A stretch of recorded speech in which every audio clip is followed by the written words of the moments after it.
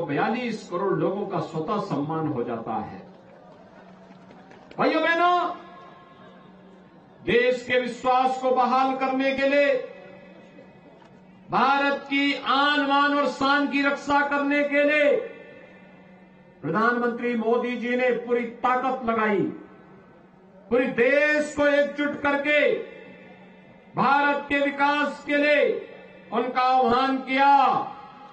तो पहली बार शासन की योजना का लाभ भी गांव के लिए, गरीब के लिए, किसान के लिए, नौजवान के लिए, महिलाओं के लिए मिलते हुए मोदी जी ने कहा, आप देख सकते हैं एक तरफ कांग्रेस कहती है, कांग्रेस के नेता कहते हैं कि देश के संसाधनों पर अधिकार मुसलमानों का है, और मोदी जी कहते हैं नहीं, देश के संसाधनों पर पहला अधिकार गरीब का है, किसान का है, नौजवान का है, महिलाओं का है।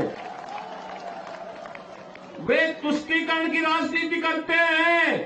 प्रधानमंत्री मोदी जी सबका साथ और सबके विकास की बात करते हैं। कांग्रेस समस्या देती है, मोदी जी के नेतृत्व में नया भारत समाधान निकालता है। उन्होंने आतंकवाद दिया, मोदी जी के नेतृत्व में भारतीय जनता पार्टी सरकार ने आतंकवाद की समस्या का समाधान किया। उन्होंने नक्सलवाद दिया, मोदी जी के नेतृत्व में भारतीय जनता पार्टी की सरकार नक्सलवाद की समस्या का समाधान दे रही है। उन्होंने गरीबों के हक को जबरन हड़पने का काम किया, मोदी जी के नेतृत्व में हर गरीब के लिए आपने देखा होगा जो काम 60 वर्ष में नहीं हो पाया कांग्रेस नेतृत्व की सरकार में, मोदी जी ने मात्र 9 वर्ष में 12 करोड़ गरीबों के घर में शौचालय पहुंचा दिया। 4 करोड़ गरीबों के घर मकान बन गए, प्रधानमंत्री आवास बन गए। 12 करोड़ किसानों को प्रधानमंत्री किसान सम्मान निधि का लाभ मिल गया। भाइयों बहनों, 10 करोड़ गरीबों को उज्ज्वला योजना का रसोई गैस का कनेक्शन मिल गया। 4 करोड़ गरीबों के घर में बिजली का कनेक्शन भी पहुंच गया। और अब तो हर घर नल योजना को भी पहुंचाने की तैयारी हो रही है। अगर यहां पर राजस्थान में ही बीजेपी की सरकार होती, भाइयों बहनों, अब तक हर घर नल की योजना हर घर तक पहुंच गई होती। भाइयों बहनों, यहां राजस्थान में 5 वर्ष पहले जब श्रीमती वसुंधरा राजे जी के नेतृत्व की सरकार थी, विकास दिखता था, विकास होता था, जन सुनवाई होती थी। दुर्भाग्य से सरकार गई और यहां पर कांग्रेस नेतृत्व की सरकार आने के बाद क्या हो रहा है? आज ये विकास में आगे नहीं, सरकार आर्थिक प्रगति में आगे नहीं है। आज राजस्थान किस में आगे है? भ्रष्टाचार में नंबर 1 है, महिला संबंधी अपराध में नंबर 1 है, साइबर अपराध में नंबर 1 पर है, देश के अंदर सर्वाधिक बिजली दर में नंबर 1 पर है। पेट्रोल और डीजल सबसे महंगा राजस्थान में बिक रहा है, महंगाई इंडेक्स में नंबर 1 है, और युवाओं के भविष्य के साथ खिलवाड़ करने और पेपर लीक करने में भी नंबर 1 है। मंडी टैक्स के अलावा गुंडा टैक्स में भी नंबर 1 है। और भाइयों बहनों, यहां पे नए नए माफिया पैदा हो गए, कोई भू माफिया, कोई खनन माफिया, कोई जंगल माफिया, कोई गौ तस्कर माफिया। और भाइयों बहनों, इन्हीं तस्करों के लिए, इन्हीं माफियाओं के लिए हम यूपी में बुलडोजर लेके आए हैं।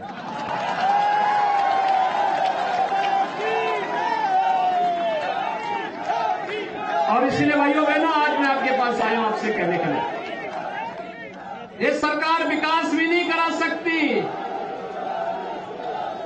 ये सरकार गरीबों का कल्याण भी नहीं कर सकती, ये सरकार यहां पे उपद्रवियों पर और कर्फ्यू पर भी कंट्रोल नहीं कर सकती है। देखो, यूपी में पिछले 6.5 वर्ष से बीजेपी की सरकार है और जिस उत्तर प्रदेश में उससे पहले हर दूसरे दिन दंगा होता था, 6.5 वर्ष में एक भी दंगा नहीं हुआ है। आज यूपी में दंगा नहीं होता है। आपने देखा होगा यहां कन्हैयालाल तेली की हत्या कर दी गई थी, कैसे निर्मम बर्बर हत्या हुई थी। बेटियों के साथ किस प्रकार का व्यवहार हो रहा है, कैसे हो रहा है, और कांग्रेस के नेता बहुत सारे मामलों में स्वयं संलिप्त पाए जाते हैं। इसलिए भाइयों बहनों, अगर इन सब घटनाओं से मुक्ति चाहिए, पर्व और त्योहार शांतिपूर्ण तरीके से मनाए जा सके, सरकार तुष्टीकरण की नीति पर न चल करके हर गरीब के लिए, हर किसान के लिए, हर नौजवान के लिए, हर महिला के लिए पूरे मजबूती के साथ उनके हितों के लिए कार्य करने वाली हो सके, और साथ साथ आपकी आस्था का सम्मान करने वाली भी हो सके। आप मुझे एक बात बताइए, कांग्रेस 60 वर्ष तक थी, अयोध्या में राम मंदिर का समाधान उन्होंने किया क्या?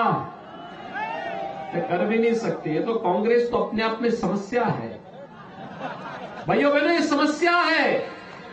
देश की समस्या का नाम कांग्रेस है, और अगर देश की समस्या का समाधान करना चाहते हैं तो कांग्रेस को हटा दीजिए, समाप्त कर दीजिए। भाइयों बहनों, देश समाधान समस्याओं से मुक्त हो जाएगा। मैंने पहले भी कहा, जब तक कांग्रेस थी तो इस समस्या का समाधान तो नहीं करते थे, लेकिन हमारी आस्था के साथ खिलवाड़ करते थे, बोलते थे राम और कृष्ण तो हुए ही नहीं। अब बताओ, हम यहां पे संबोधन में राम राम सा कहते हैं। हमारे पूर्वजों ने हमें यही सिखाया है, जब मिलेंगे तो राम राम बोलेंगे, जब घर में कोई पवित्र कार्यक्रम होगा तो अखंड रामायण का पाठ बिठाएंगे, और जब अंतिम यात्रा होगी तो भी राम नाम सत्य है कहकर के ही यात्रा निकलेगी। राम के साथ जिस हिंदुस्तान के नागरिक का ये सम्मान, ये संबंध हो, उस हिंदुस्तानी से कहते हैं कि राम हुए ही नहीं। ये तो हमारे धर्म के अस्तित्व पर प्रश्न खड़ा करने जैसा पाप था, और तब भी हम कांग्रेस को बर्दाश्त करते हैं। और इसीलिए मैं आपसे कहने के लिए आया हूं, मोदी जी प्रधानमंत्री बने और उत्तर प्रदेश में भी जैसे ही सरकार आई, समस्या का समाधान हो गया। आज अयोध्या में राम मंदिर बन रहा है ना, आज बन रहा है ना, अब तो कोई संदेह नहीं है ना, कोई संदेह? भाइयों बहनों, मैं आपसे ये अपील करने के लिए आया हूं। देखिए, स्वरूप सिंह खारा जी को भारतीय जनता पार्टी ने प्रत्याशी बनाकर के आपके बीच उतारा है। फुल टाइमर है, आपके लिए हर समय सेवा के लिए तैयार है, जनता जनार्दन की सेवा के लिए तैयार है। भाइयों बहनों,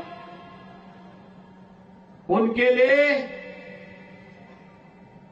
बाबा गरीबनाथ जी का यह पावन क्षेत्र, जो माई की कृपा से बहुत समृद्धशाली होने जा रहा है, उसके लिए वो सेवा करने के लिए आपके बीच आए हैं। और भारतीय जनता पार्टी ने अपने योग्य कार्यकर्ता को इसीलिए आपके बीच उतारा है। देखो, हमें इतिहास की गलतियों से सबक सीखना है। कोई दूसरा कन्हैयालाल तेली न बनने पाए, इसके लिए आवश्यक है कि अब हम लोग, जो लोग ऐसे उपद्रवियों को प्रश्रय देते हैं, उनको अपने वोट से सबक सिखाने का काम करेंगे। तैयार हैं? सभी लोग तैयार हैं? भाइयों बहनों, इसका समाधान है कमल का फूल। जो कमल का फूल गरीब, किसान, नौजवान, माताओं बहनों को तो सम्मान दिला सकेगा, लेकिन उपद्रवी और माफिया तत्वों के लिए सूल बन करके उनको भी ठीक कर सकेगा। सहमत है ना? सभी लोग सहमत हैं? और इसीलिए आपके बीच आया हूं। कांग्रेस के लोग हंसते थे, कहते थे देखो ये राम मंदिर का मुद्दा बना रहे हैं, करेंगे कुछ नहीं। हमने कहा देखो, हम लोग जो बोलते हैं वो करते भी हैं। हमारे संत जन जो संकल्प लेते हैं उस संकल्प को पूरा कर देते हैं। संतों ने कहा रामलला हम आएंगे, मंदिर वहीं।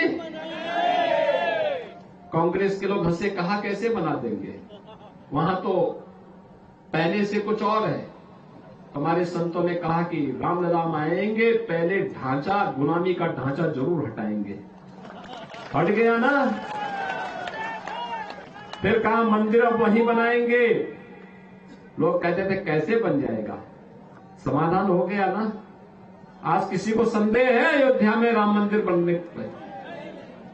अब तो 22 जनवरी को प्रधानमंत्री मोदी जी वहां पर रामलला को 500 वर्षों के बाद रामलला को फिर से विराजमान करने जा रहे हैं, स्थापित करने जा रहे हैं, प्राण प्रतिष्ठा होने जा रही है।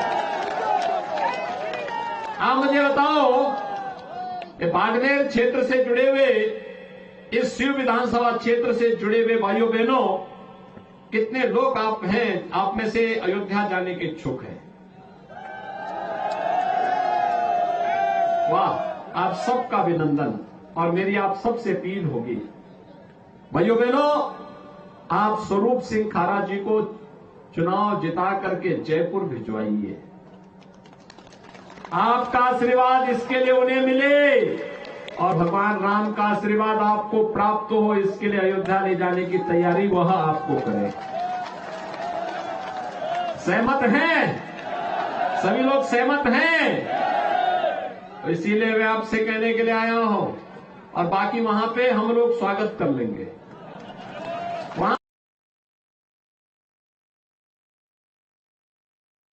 आप सुन रहे थे राजस्थान के चुनावी रण में इस वक्त मुख्यमंत्री योगी आदित्यनाथ हुंकार भरते हुए नजर आ रहे हैं और बाड़मेर में वो जनसभा को संबोधित कर रहे हैं।